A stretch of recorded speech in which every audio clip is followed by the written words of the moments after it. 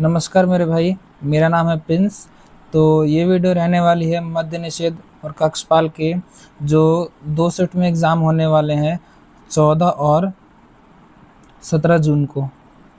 ठीक है, आज हम आज हम इस वीडियो में बात करेंगे कि मैंने जो है बिहार पुलिस 19,838 में एक वैकेंसी में इस वैकेंसी में कैसे अपना एक सीट पक्का किया है और आप भी कैसे जो है मद्य निषेध एग्ज़ाम में जो है एक सीट पक्का कर सकते हैं।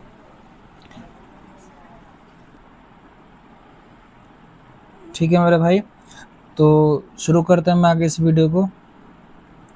तो देखिए, ऐसा है कि आप जो अभी आज तक जो है आप जितना पढ़ चुके थे उतना पढ़ चुके हैं। अगर आप मॉक दे रहे हैं तो उसमें आपको 50 या फिर 55 मार्क्स में आ रहा होगा या फिर थोड़ा बहुत ज़्यादा आ रहा होगा। ठीक है, तो मैं इस वीडियो में आपको बताऊंगा कि जो है 50, 55, 60, ठीक है, इसी के आसपास जो आपका घूम रहा होगा। तो मैं आपको इस वीडियो में बताऊंगा कि आखिरी के 10 दिन में जो है आखिरी के 10 दिन में आप ऐसा क्या करें कि आपका जो नंबर है 10 से लेकर के 12 मार्क्स बढ़ सकते हैं। ठीक है, जिससे कि आप जो है सिलेक्शन ले सकते हैं। और ये जो 10 से 12 मार्क्स जो है मैंने मिनिमम बता रखे, बाकी अगर आपने मेहनत अच्छा कर रखा होगा तो आप जो है 100% जो है ये आप मेरिट के अंदर आ सकते हैं। ठीक है, जितने भी 50, 50, 55, 60, 65 वाले जो स्टूडेंट है वो इसके अंडर में आ सकते हैं। ठीक है, तो शुरू करते हैं हम आगे इस वीडियो को। तो इसमें सबसे पहले बात ध्यान रखना है कि इसमें कोई भी नेगेटिव मार्किंग नहीं है। तो इसमें जो है 100 के 100 क्वेश्चन जो है सभी अटेम्प्ट करेंगे, चाहे सही हो चाहे गलत, उससे कोई फ़र्क नहीं पड़ता, सारे क्वेश्चन अटेम्प्ट करके आना है। ठीक है, तो अब मैं आपको वो बात बताऊंगा जो वो कुछ ही एस्पिरेंट्स बता सकते हैं जो जिन्होंने वो एग्ज़ाम दिया हो या फिर वो क्वालिफाई किया हो। ठीक है, उनमें से और क्वालिफाई करने वाले में से भी सभी नहीं बता सकते हैं। ठीक है, क्योंकि खुद पढ़ना और बताना दोनों में डिफरेंस होता है। ठीक है, तो आगे हम शुरू करते हैं। तो जो एग्ज़ाम है उसको हम 2 पार्ट में डिवाइड करते हैं। ठीक है, यानी कि एक जिनका एग्ज़ाम 14 जून को है और एक जिनका जो है 17 जून को है। ठीक है, तो बात करें 14 जून, तो 14 जून वाले स्टूडेंट क्या करेंगे, सबसे पहला जो है मॉक। ठीक है, आपने अभी तक जितने भी मॉक दे रखे हैं, ठीक है, डेली मॉक देते थे चाहे एक दिन बीच करके देते थे, अब जो है आपको मॉक नहीं देना है।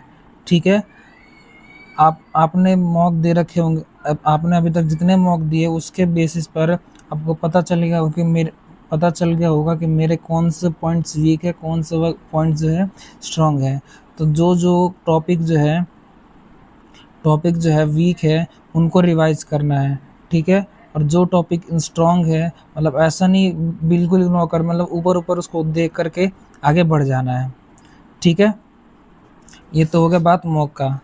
और हाँ, अगर मान लीजिए आपको फिर भी मन करता कि नहीं भाई एक बार मॉक देना चाहिए, तो एग्ज़ाम के जो है 7 दिन पहले तक, ठीक है, 7 या 6 दिन पहले तक जो है वो मॉक दे सकते हैं, लेकिन इसके बाद जो है बिल्कुल मॉक नहीं देना है। इससे अगर मान लीजिए मॉक में आखिरी टाइम में आपको कम मार्क्स आ गए तो फिर आपको डीमोटिवेट हो जाएंगे। ठीक है, आगे बढ़ते हैं।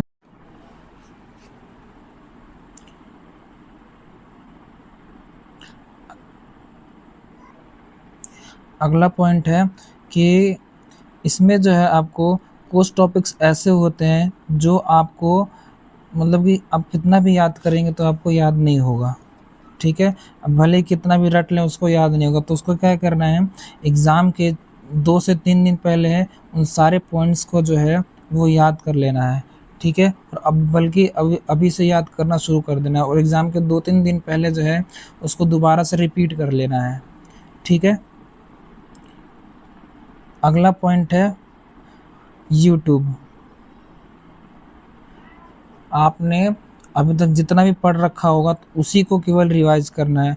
अब यूट्यूब पर जो जितने मैराथन होते हैं, क्लास लेते हैं, ये अब आपको नहीं देखना है, क्योंकि ये जो है आपका अब टाइम वेस्ट करेंगे और कुछ नहीं, क्योंकि आपने जितना पढ़ रखा है वो सफिशिएंट है एग्ज़ाम निकालने के लिए।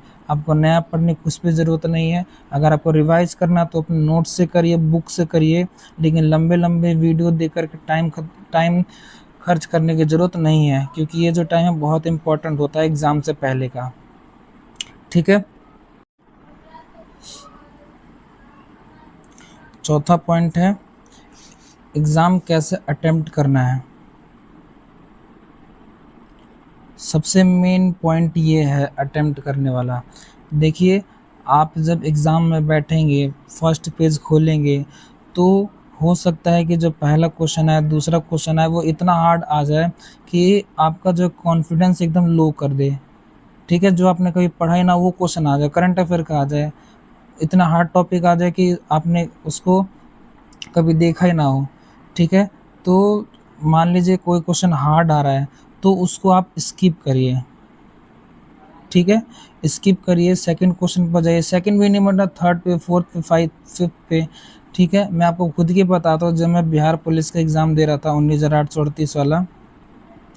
ठीक है, तो जो मेरे शुरू के 7 से 8 क्वेश्चन थे वो बहुत हार्ड आ गए थे, और जो उसके बाद के क्वेश्चन थे मतलब कि वो भी बीच बीच में हार्ड थे, लेकिन कहीं ना कहीं जो मुझको आते थे वो मैं कर सकता था। अगर यही यही मैं अगर शुरू के 7-8 क्वेश्चन में अगर मैं अटक जाता, रुक जाता, खुद को डिमोटिवेट कर लेता, तो फिर आगे जो है मैं वो क्वेश्चंस कर ही नहीं पाता। ठीक है, तो ये गलती आपको नहीं करना है। जो भी क्वेश्चन नहीं आए वो आपको स्किप करना है, और फर्स्ट गो में जो है लगभग आपके मान लीजिए 40 से 45 क्वेश्चन बनते हैं, वो ये बढ़िया अटेम्प्ट रहता है फर्स्ट गो में 40 से 45 क्वेश्चन का। ठीक है, अगर आपका 30 से 35 क्वेश्चन है फर्स्ट अटेम्प्ट में जा रहे हैं तो कोई प्रॉब्लम नहीं है, और फिर जो है आपको सेकेंड अटेम्प्ट में करना है, और थर्ड अटेम्प्ट में वो क्वेश्चन करने हैं जो बिल्कुल आपको आते नहीं है, मतलब कि इसमें जो है आपको तुक्का लगाना होता है। ठीक है, हाँ, अब इसमें एक पॉइंट आपको मैं और बताता हूँ तुक्का कैसे लगाते हैं। ठीक है, अब इसमें जो है तुक्का लगाने की टेक्निक क्या है, मान लीजिए आपको कोई क्वेश्चन नहीं आता है तो क्या करेंगे, उसका आपको किसी क्वेश्चन से रिलेट करके देखेंगे। मान लीजिए A B C D 4 option हो गया, तो हो सकता है कि जो पहला पहला ऑप्शन है वो आपको पता हो, दूसरा ऑप्शन ही पता हो, तो मान लीजिए ए और सी तो बच गया। ठीक है, तो उसमें जो आपको 50-50% चांसेस बन जाते हैं क्वेश्चन सही होने के, और उसमें नेगेटिव मार्किंग तो है नहीं। ठीक है, तो आप या तो बी टिक करेंगे तो फिर सी टिक करेंगे। तो इसी हिसाब से जो है क्वेश्चंस करने होते हैं, और खासकर जो मिलान वाले क्वेश्चन होते हैं, मिलान वाले क्वेश्चन खास करके ऐसे करने होते हैं जो अभी बहुत ट्रेंडिंग में चल रहे हैं। ठीक है, और सारे क्वेश्चन ऐसे मतलब कि क्वेश्चन किए जा सकते हैं। और पांचवा पॉइंट है इसमें, सबसे मेन पॉइंट ये यानी कि सबसे इम्पोर्टेंट चीज़ ये है सेल्फ कॉन्फिडेंस। अगर आपके पास ये नहीं हुआ तो इन सभी चीज़ों में से किसी भी चीज़ का कोई मतलब नहीं रह जाता है। ठीक है, तो जब भी आप एग्ज़ाम में बैठिए माइंड को एकदम काम रखना है।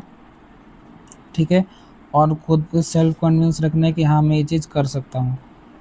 अगर आप सेल्फ कॉन्फिडेंस खो देंगे तो फिर आपका एग्ज़ाम भी जो है ख़राब चला जाएगा, सिंपल। अब बात करते हैं जिनका एग्ज़ाम 17 जून को है। ठीक है, 17 जून वाले क्या करेंगे, देखिए यहाँ तक तो लगभग सेम ही रहेगा, जितना पढ़ना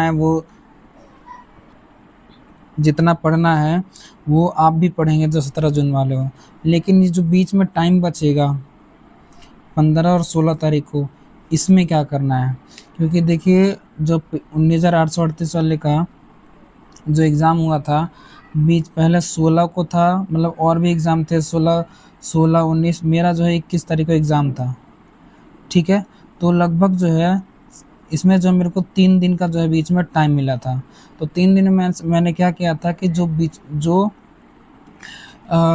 एग्ज़ाम के क्वेश्चंस होते हैं, यानी कि जो 16 के वे और भी 2 शिफ्ट के एग्ज़ाम पहले हो रखे थे, मैंने वो सारे क्वेश्चंस को कर लिए थे। ठीक है, और आखिर मतलब कि आगे क्या होता है, 1 से 2 मतलब कि समझ जाइए कि 2 से 3 क्वेश्चन जो ऐसे होते हैं वो जो आपको रिपीट भी हो जाते हैं, मतलब कि रिपीट हुए थे, रिपीट होते हैं, ठीक है। रिपीट नहीं भी हो सकते हैं, वो ज़रूरी नहीं है, बट ऑन एन एवरेज देखा जाए तो 1 से 2 क्वेश्चन मतलब कि लगभग मिल ही जाता है, किसी न किसी शिफ्ट में आगे पीछे टकराते हैं, ठीक है।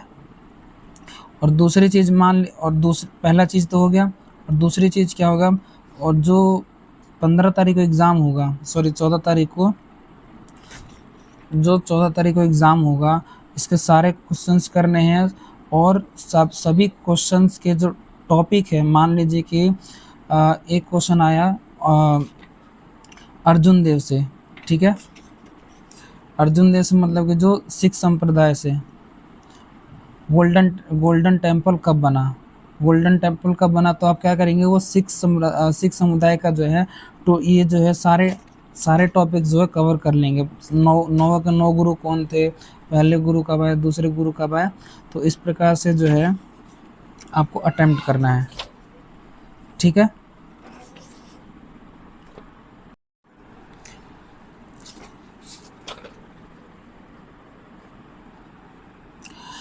अब ये करने से क्या होगा, आपको जो है 4 से 5 क्वेश्चन, 5 मतलब 5 क्वेश्चन तो मिनिमम, कम से कम 5 क्वेश्चन जो है आपको एज मिल जाएगा, मतलब 5 से 6 क्वेश्चन आप पिछले वाले शिफ्ट से ज़्यादा बनाओगे, ठीक है। और ये जो एज है वो आपको लेना है, ये जो मार्क्स एक्स्ट्रा बन रहे हैं आपको लेना है, तभी आप जो है मेरिट के अंदर आ पाओगे, ठीक है। और सीट्स भी इस बार ज़्यादा है पिछली बार कंपेरिजन, तो कट ऑफ भी बहुत ज़्यादा तो हाई नहीं जाएगा, मतलब हाँ एवरेज तो थोड़ा बहुत तो ऊपर रहेगा ही, क्योंकि सीट्स बिहार पुलिस के कंपैरिजन में जो सीट थोड़े कम है, लेकिन आप अगर सिर्फ मद्य निषेध के हिसाब से कंपैरिजन की जाए तो पिछले के हिसाब से बहुत ज़्यादा सीट है, पिछले करीब 600-700 सीट थी, और इस बार जो है करीब 4200 सीट है, तो कहीं ना कहीं देखा जाए तो लगभग बहुत ज़्यादा वैकेंसी है इसके हिसाब से। अगर आपको और भी कोई प्रॉब्लम है इसके रिगार्डिंग तो आप पूछ सकते हैं कमेंट बॉक्स में। Thank you.